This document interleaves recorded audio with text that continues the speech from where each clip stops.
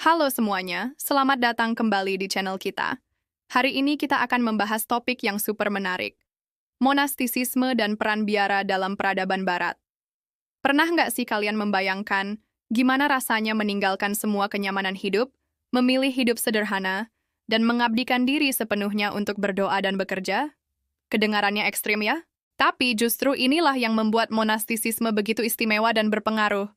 Mari kita mulai dari akarnya. Di padang gurun Mesir, ada sosok bernama Antonius yang memilih meninggalkan kehidupan kotanya yang nyaman. Dia memilih hidup sebagai pertapa, fokus pada doa dan puasa. Keputusan yang tampak aneh untuk ukuran kita sekarang, tapi justru mengawali sebuah gerakan besar. Dari situ, lahirlah komunitas-komunitas biara. Santo Benedictus kemudian membuat aturan yang terkenal, ora et labora, berdoa dan bekerja. Prinsip sederhana ini ternyata punya dampak luar biasa bagi peradaban. Coba bayangkan, saat Eropa sedang kacau karena perang dan ketidakstabilan politik, para biarawan ini dengan tekun menyalin Alkitab dan naskah-naskah kuno. Berkat mereka, kita masih bisa membaca karya-karya klasik sampai sekarang. Keren kan? Tapi tunggu dulu, biara bukan cuma tempat berdoa dan menyalin buku. Mereka juga jadi pusat pengembangan ilmu pengetahuan, pertanian, bahkan pelayanan sosial. Mereka mendirikan rumah sakit, mengajarkan teknik bertani yang lebih baik, dan memberikan pendidikan. Singkatnya, biara adalah seperti universitas mini di tengah zaman kegelapan. Nah, apa yang bisa kita pelajari dari mereka? Pertama, pentingnya disiplin rohani. Doa dan kerja itu seperti dua sisi mata uang, nggak bisa dipisahkan. Kedua, pendidikan itu krusial. Iman yang sehat butuh pengetahuan yang kokoh. Ketiga, kesederhanaan itu berharga.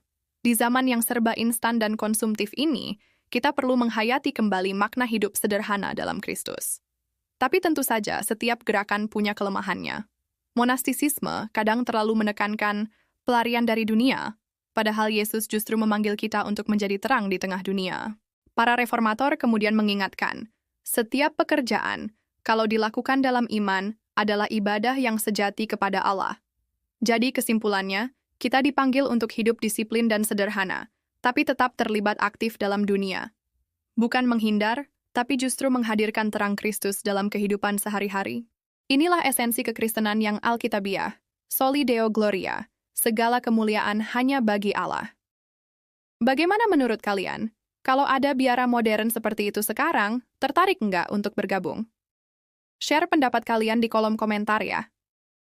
Minggu depan kita akan membahas topik yang nggak kalah menarik, teologi sakramen dan gereja abad pertengahan. Ini bakal jadi pembahasan seru karena disinilah akar dari banyak perdebatan teologi di masa reformasi. Terima kasih sudah menonton sampai akhir. Jangan lupa like, share, dan subscribe channel ini ya, biar makin banyak orang yang bisa belajar sejarah gereja dengan cara yang asik dan mendalam. Sampai ketemu di video berikutnya. Tuhan memberkati.